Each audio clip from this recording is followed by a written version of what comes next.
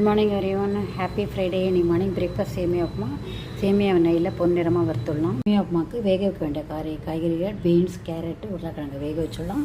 அதை எடுத்துகிட்டு கடுகு உளுத்தம் பருப்பு தாளிச்சுட்டு பச்சை மிளகா கருவேப்பிலையும் போட்டுடலாம். தக்காளி வதக்கிட்டு வேக வச்ச காயை போட்டுட்டு தண்ணி விட்டு உப்பு போட்டு சேமியா போட்டோன்னா கொத்தமல்லியும் தூவிட்டோன்னா உப்புமா ரெடி ஆகிடும். பண்ணலாம் பார்க்கலாம். வறுத்தாச்சு பொன்னிறமாக. காயை வேக வச்சிடலாம். உப்பு போட்டுவிட்டு உப்பு போட்டாச்சு. மூடி வச்சுட்டு பண்ணலாம். கடுகு உளுத்தம் பருப்பு பச்சை மிளகா கருவேப்பிலை தாளிச்சுட்டு வெடிக்கும் போதே அது பெருங்காயம் போட்டேன். தூக்கில் சூப்பராக இருக்கும். கருவேப்பிலை போட்டு தக்காளியும் போட்டாச்சு.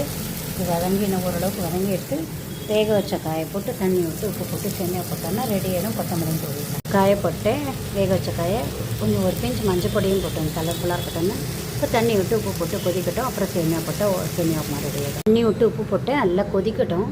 தண்ணி நல்லா கொதிச்சுட்டு பாருங்கள். இப்போ சேமியா போட்டுடலாம். போட்டு மூடி வச்சிடலாம். அப்புறம் கொத்தமல்லி தூவிடலாம். சூப்பரான சேமியா உப்புமா ரெடியாக எடுத்து ஒன்றா கலரிடலாம். கொத்தமல்லியும் தூவிருக்கேன், புதினாவும் தூவிருக்கேன். ஃபார் சேஞ்ச் டேஸ்ட் நல்லாயிருக்கும். சூப்பரான சேமியா உப்புமாவோட தக்காளி தூக்கும் சர்க்கரையும் தொட்டும் சாப்பிடுவார். என் ஹஸ்பண்ட் கொடுத்துருவேன். இது வெத்த குழம்பும் இருக்குது தொட்டுக்கலாம். இந்த மத்தியில் பண்ணி பார்த்துட்டு கமெண்ட் பண்ணுங்கள். சப்ஸ்கிரைப் பண்ணுங்கள். தேங்க்யூ ஸோ மச் ஃபார் வாட்சிங்.